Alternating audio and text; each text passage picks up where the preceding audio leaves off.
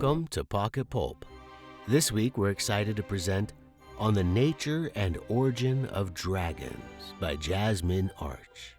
Jasmine is an author, a poet, narrator, and podcaster, and she says she has chaos for brains, a coffee addiction, and entirely too many dogs.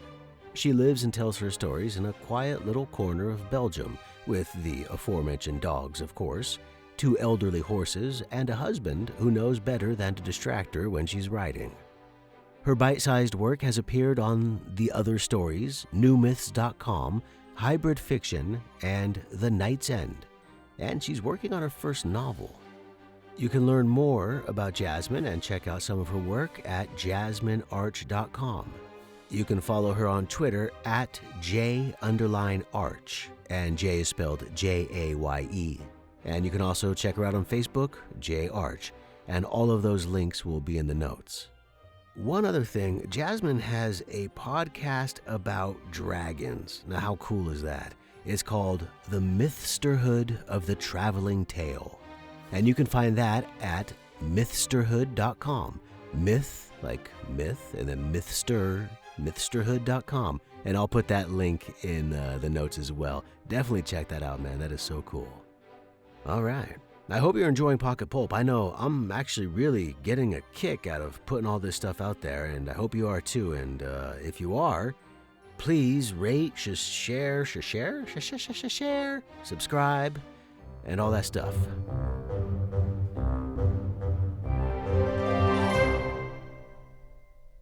And now, On the Nature and Origin of Dragons, written by Jasmine Arch. Read by Eric Brian Moore. August 4th, 1864.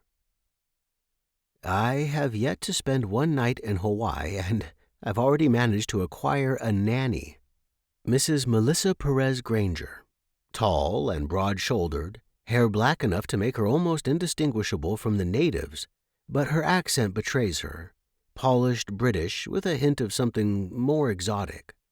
At a distance, one would mistake her for a man, dressed in leather from her boots to her breeches to the jerkin clinging to her waist.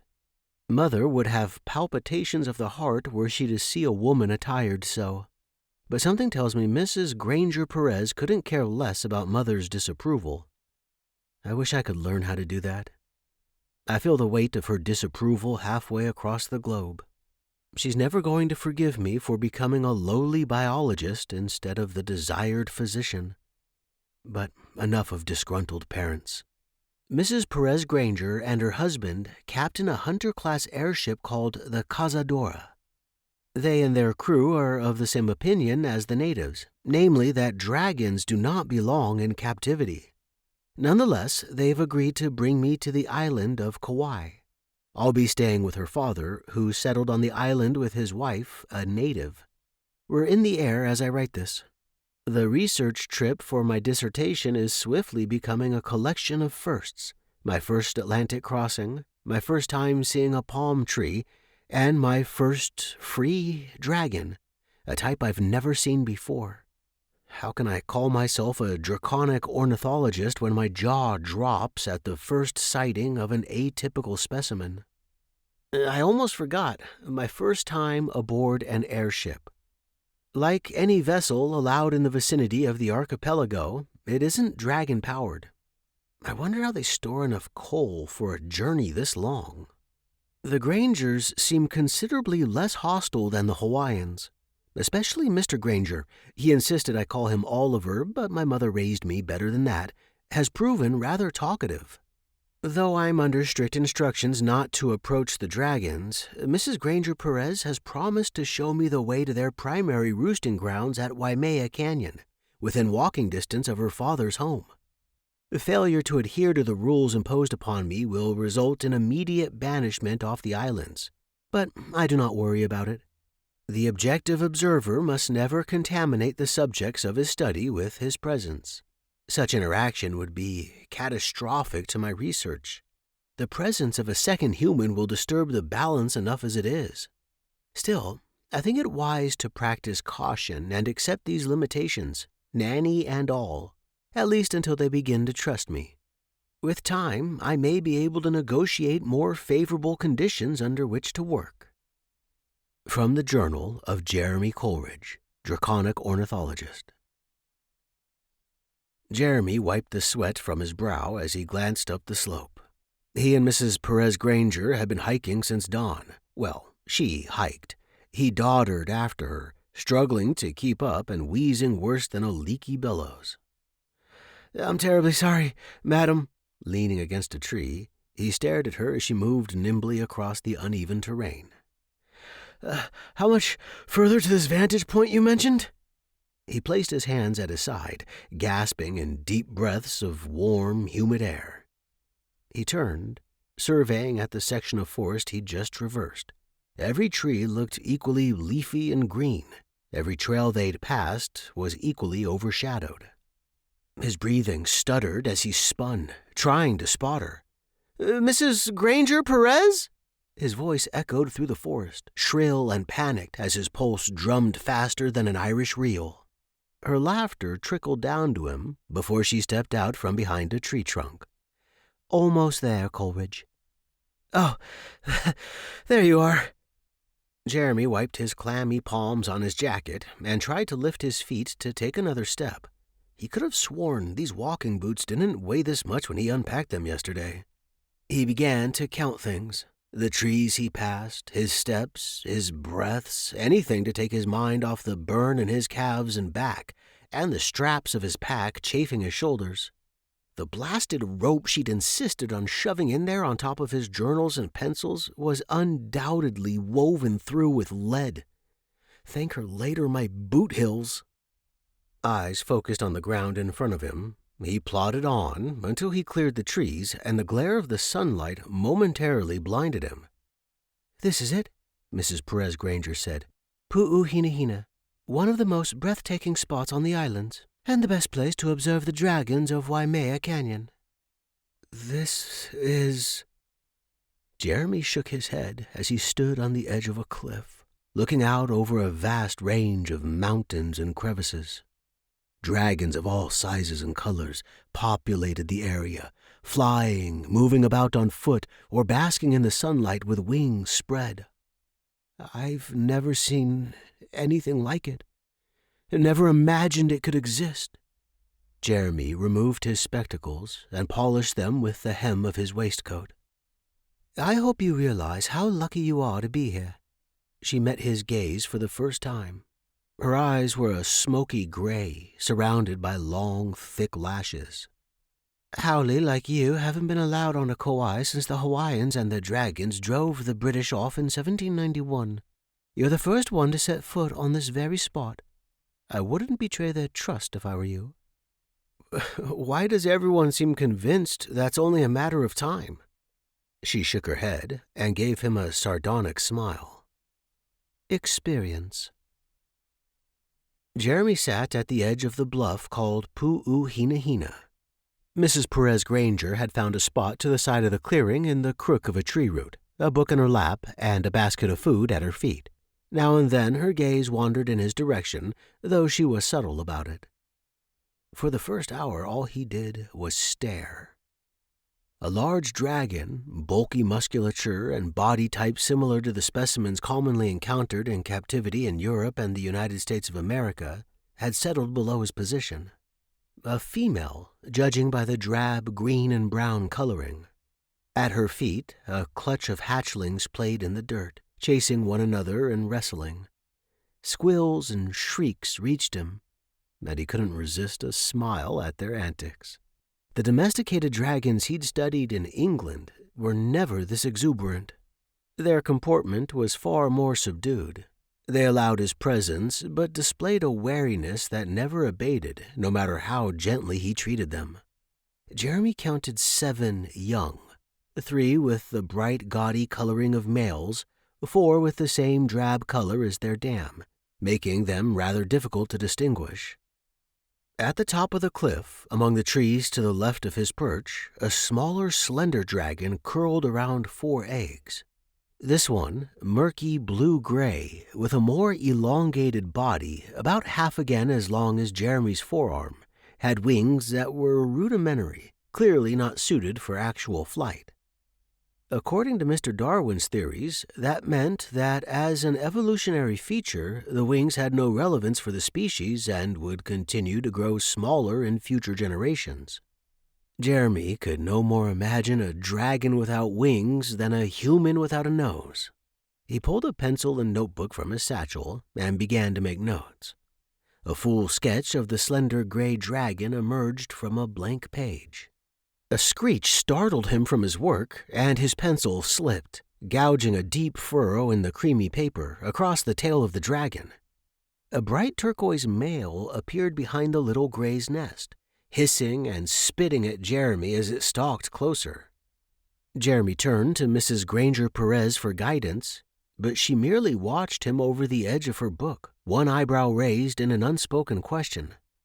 As he turned back to face the advancing male, the gray unwound herself from her nest and stepped in front of what was clearly her mate, murmuring and purring at him. She pressed her forehead against his neck as she kept him from closing on Jeremy. The little gray had watched Jeremy's every movement since his arrival, but when he remained careful not to make a move in her direction, she'd seemed content enough. Now, when her mate didn't share her apparent trust, she was protecting Jeremy. Something not another soul on this island had done so far. Even the mother of the 7 boisterous little ones down below had kept a wary eye on his movements. Jeremy returned to his notes and sketches, surreptitiously glancing at the nest from time to time. But whenever he did, the male gave a low growl, and the female responded with a murmur and a gentle touch of her nose to his. Kauai Island, Hawaii, August 12, 1864. Dear Sir, I hope this letter finds you well, and your health has improved since the time of our last meeting. You'll have to forgive the appalling state of my handwriting. I can scarce stop my hand from trembling as I write. I know you were skeptical at best when I first divulged my plans, but let me assure you the journey has already given me many insights into the behavioral patterns of dragons, as well as the diversity in genetic variations. When I first decided on the subject of my dissertation, I mainly hoped to be of some use to society and industry by way of contributing to a more efficient breeding program. Hence my desire to study the mating habits of dragons in one of the last free habitats available to them. However, since my arrival less than a fortnight prior to the composition of this letter, I've learned so many things none of us in the field of draconic ornithology would have dared to dream of. To call these last few days of observation an epiphany would be an understatement. For this reason, I'd like to beg your permission to change the subject of the aforementioned dissertation from On the Rituals and Habits of Mating in Dragons to On the Nature and Origin of Dragons. Furthermore, I need to bring to your attention the idea we discussed briefly as I began the preparations for my journey, the notion you found so preposterous. While biologists have always classified dragons, being winged, warm-blooded, egg-laying vertebrates, as a subspecies of birds, I've encountered a far larger diversity of dragon species here in Hawaii than any of us deemed possible. Not only that, but their cognitive and empathic abilities are considerably greater than thus far assumed, perhaps due to the difference in upbringing. Therefore, I must beg you to reconsider your previous refusal. As a professor in draconic ornithology, you have already done groundbreaking work revolutionizing the way society employs dragons. It would be my honor to stand beside you as we take your work further, not by a step, but by a leap of epic proportions. Let us strive for a better, more complete comprehension of dragons and pursue this as a separate field of study. We could be pioneers in dracology, you and I. I look forward to discussing this with you in further detail, and remain, sincerely yours, Jeremy Coleridge. Letter from Jeremy Coleridge to his sponsor, Professor Baldwin at the University of Cambridge. Jeremy mopped the last of the scrambled eggs from his plate with a piece of flatbread. I didn't think I'd be having a meal this comforting and homey in Hawaii." He smiled up at Mrs. Perez as she brought him a cup of tea. "My husband may have settled in like a real islander, but one thing he could never leave behind is his food." She wiped the crumbs from the table and refilled her husband's cup before returning the pot to the kitchen. "She's right." The older man, dark-haired like the natives but with the same pale skin as his daughter, nodded and gestured towards the breadbasket with its rounds of purple bread. "It did take me a while to get used to the color of the bread and porridge. They use taro root in absolutely everything." He sipped his tea and leaned back in his chair. "But to live without salt pork, chicken, or eggs, that's more than this old man can bear." A small, graceful red and gold dragon flew through the open window, perching on Mr. Perez's shoulder. "Aloha, little one," his host said before grabbing another piece of bread. A modest flame burst forth from the exquisite creature's jaw, singeing Jeremy's mustache before the little beast shot forward, jaws snapping shut inches from Jeremy's nose. Mr. Perez raised a hand, pulling the little growling dragon back. Iolani, you haven't met our guest. This is Mr. Coleridge." Jeremy hesitated, keeping his eyes pointed at his plate. He couldn't risk a response on his part being interpreted as interacting with a dragon. Mr. Perez chuckled as Iolani hopped onto the table, curling up right in front of Jeremy's plate and swishing his tail back and forth like a cat about to lose its temper. "Leave the boy alone, Iwa. He dares not even look at you for fear you'll get him in trouble." "Is he always this angry?" Jeremy stood and backed away from the table. "Give him some time." Mr. Perez stroked the dragon's flank in a slow, soothing rhythm. "Took him months to learn to trust me, and I was the one who freed him. He hasn't been treated very well by Howley. Kept in a cage, claws and fangs blunted, for decoration, and he was one of the lucky ones. Most owners have fangs and teeth pulled completely." "I didn't know people did that." Jeremy nodded. The fact that Iolani had suffered at the hands of his owners shouldn't have surprised him. He'd seen furnace dragons submitted to treatment far worse than dulled claws. He'd felt sorry for them, of course, the way one did for a horse when its master was too fond of crop and spurs. But that was before he'd seen them like this, free, uninhibited, and clearly more than dumb brutes. "I'll get out of your way so he can calm down." Grabbing a satchel from its spot by the door, he walked out. He was getting more accustomed to the daily trek to Waimea Canyon, but it would still take him almost 2 hours to get there. Cambridge, April 20th, 1865. Dear Mr. Coleridge, forgive me for jumping straight to the matter at hand. I cannot emphasize enough how detrimental it would be to your future as a draconic ornithologist if you were to pursue this folly. After everything I've invested in you, not to mention the sacrifices your parents made to enable you to attend the University of Cambridge, it would be highly unseemly, ungrateful even, to dismiss the work of your forebears merely because you've spent a few weeks in the field.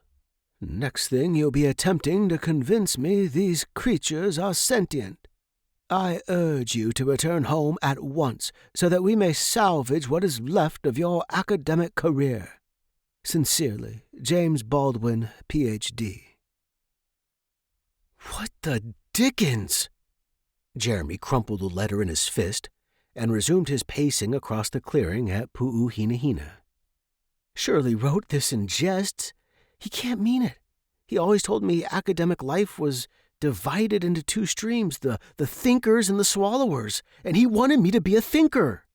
The palm trees and birdsong were absolutely useless in soothing his nerves. If he expects me to turn around and come to heel like a spineless lickspittle... The little gray hopped down from her perch and approached him. Graceful, head tilted to one side, she purred gently. I appreciate the sentiment, but I think you'd best stay back, my dear. Jeremy smiled briefly at her, before returning his gaze to the balled-up letter in his hand. "I'm stuck between two worlds. Back home, people think I'm deluded for believing we do your kind a disservice by treating you like objects to be used at the leisure of humans." He shrugged and sat down in the grass at the edge of the cliff. "Over here, people treat you well, but in me they see nothing but what they expect to see. A man in search of more dragons, more slaves." Behind the gray, two of her young peeked over the edge of the nest. They'd hatched a few weeks ago, but already nearly doubled in size. She looked over her shoulder, murmured something to her children, and came to sit next to him, pressing her forehead into his hand. "Nice to have someone believe in me, at least, even if you're the only one." Jeremy pulled his hand away. "But I've finally gotten permission from the custodians to come up here unsupervised. If anyone were to see this, they'd consider it a violation of the rules. I'm sorry, love." She shook her head and nuzzled up against him again. With a sigh, Jeremy lay back in the grass and closed his eyes while the little Gray's hatchlings chittered to each other in their nest. An ear-splitting shriek echoed across the clearing, and Jeremy sprang up. What's happened?" The little Gray stood at the edge of the cliff, staring down and whimpering. Jeremy glanced at the nest. There were only 3 hatchlings. Where was the 4th? "Oh, good Lord!" He ran to the little Gray's side and knelt to look down. On a narrow ledge about 20 feet down sat the 4th hatchling, the only male from the nest, purple and silver scales shifting color in the harsh midday sunlight. "Flaming fiddlesticks!" Jeremy leaned back. How are they going to get him back up? A terrified whimper came from below, along with the sound of rocks falling. Jeremy crawled forward again. "Hang on, we're coming." The Gray lifted one leg over the edge and turned to climb down, but Jeremy pulled her away. "Don't. He's almost as big as you are. You'll never be able to carry him up." She made a keening sound as she shook her head and reached for the edge once more. "I know," Jeremy said, stroking her side, "but think about this. What will become of your 3 girls if you climb down and get stuck as well?" At this, she looked back at her nest, where 3 little faces peeked over the edge and let out a cry that made Jeremy's hairs rise. "It's all right, love. We'll think of something." He patted her front paw and headed back to his pack. He unbuckled the satchel and started to rummage through his supplies of pencils, hardened glass tubes for samples, and notebooks. At the bottom lay the neatly coiled rope. Mrs. Perez Granger was right after all. Jeremy looked at the Gray as he unrolled the rope and tied one end around a sturdy-looking tree near the edge. "You know the big house by the river where the Perez family lives?" She nodded and gave another little moan. "Of course you do. Who else would teach you English? Run over there as fast as you can. Mrs. Perez Granger will know what to do. I'll climb down and keep them safe." She turned and scuttled out of sight between the trees before Jeremy could blink. He nodded, looked at the 3 females still in the nest, and raised an eyebrow in what he hoped was a stern expression. It always worked for his father. "Right, you 3. I want you to stay there. Do not come up to the edge to look. Do not go exploring elsewhere. Do not leave that nest." 3 little heads, 2 gray like their mother, 1 dull green, stared at him wide-eyed. "Don't give your poor mother, or me for that matter, any more reason to worry than your brother already has. Have I made myself perfectly clear, girls?" They nodded in unison. "Good." He turned, rope in hand, and faced the edge of the cliff. "Right. Now what?" He'd never done something like this before. On all 4s, he crept close to peer down again. The little male scratched at the cliff face and keened. "Don't worry. I'm coming." Jeremy pushed back and picked up the rope again. He tried to wrap it around each leg to rig a harness like one of the men had worn aboard the Cazadora. When he tied the last knot, the whole thing dropped to his ankles in a tangled mess. "Come on, Coleridge! Get yourself together, man!" He sorted out the knots in the rope and tried again. In the end, he settled for a loop just large enough to fit around his chest underneath his armpits. With the slack coiled over one shoulder and both hands clamped on the rope, he lowered himself over the edge, toes scrambling for leverage in his unwieldy walking boots. It seemed like he dangled from that blasted rock for a decade at the least, but the sun was still a ways above the horizon by the time he stood on the ledge, legs trembling and shirt soaked with sweat. The hatchling squealed and bumped his head into Jeremy's leg. Jeremy sat down next to the hatchling, wiped his brow, and winced as the sweat stung the palm of his hands. They were red, raw, and covered in blisters. He'd never make it back.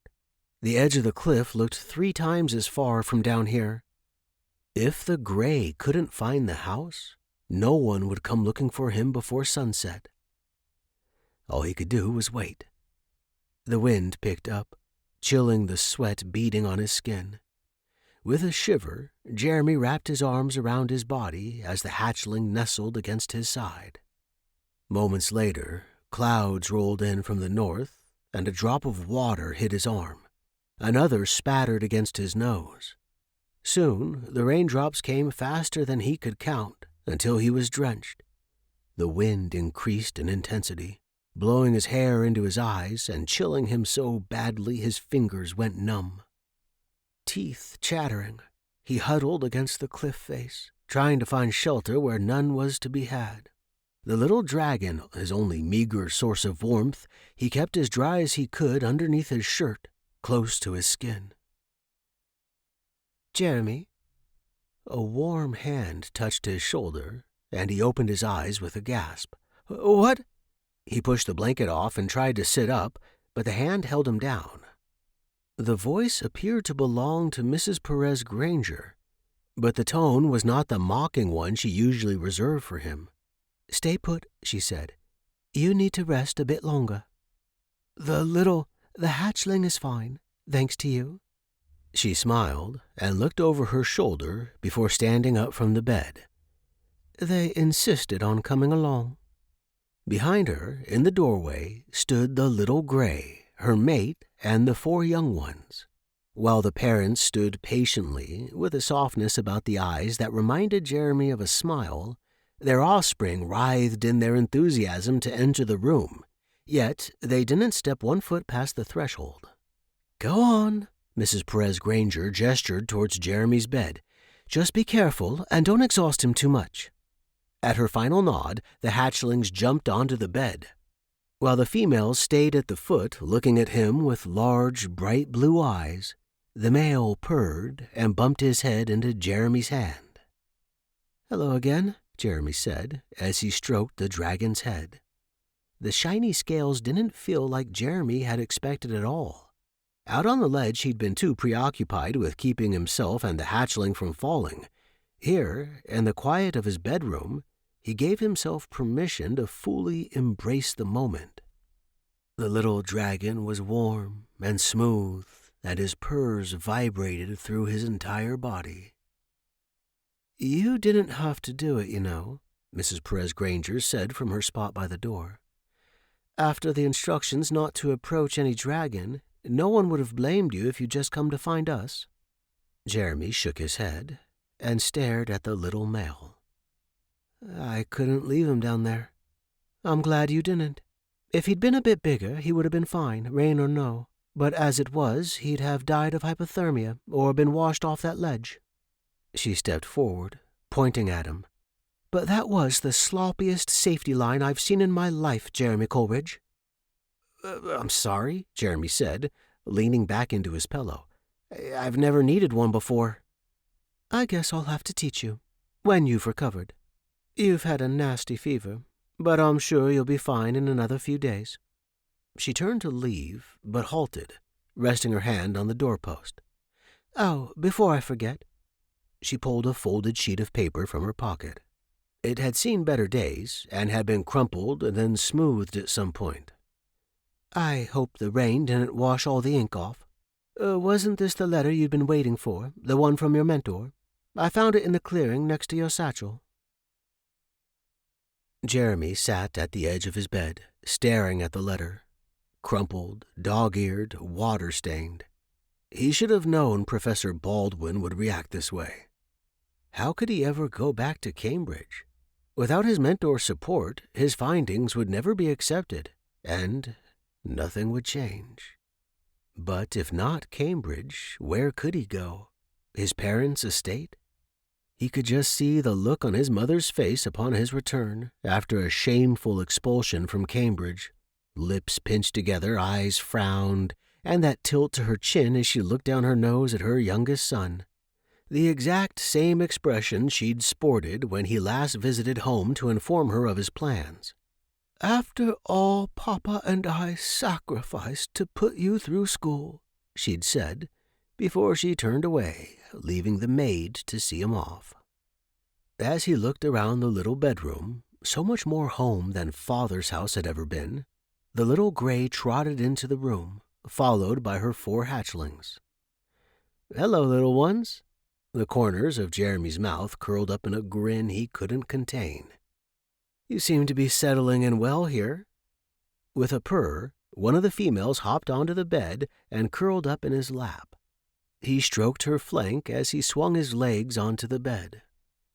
Leaning back against the wall, he watched the shadows creep across the rushes of the floor like the hands of a clock. He hung his head, tearing little corners off the accursed letter and letting them flutter to the ground. Of course, Mother would expect him, disgrace or no. It was his duty to return to his family and hers to salvage what she could of his reputation, distasteful though she'd find it. "My apologies, Poppet." He shifted the little murky brown dragon to the side and walked to his desk.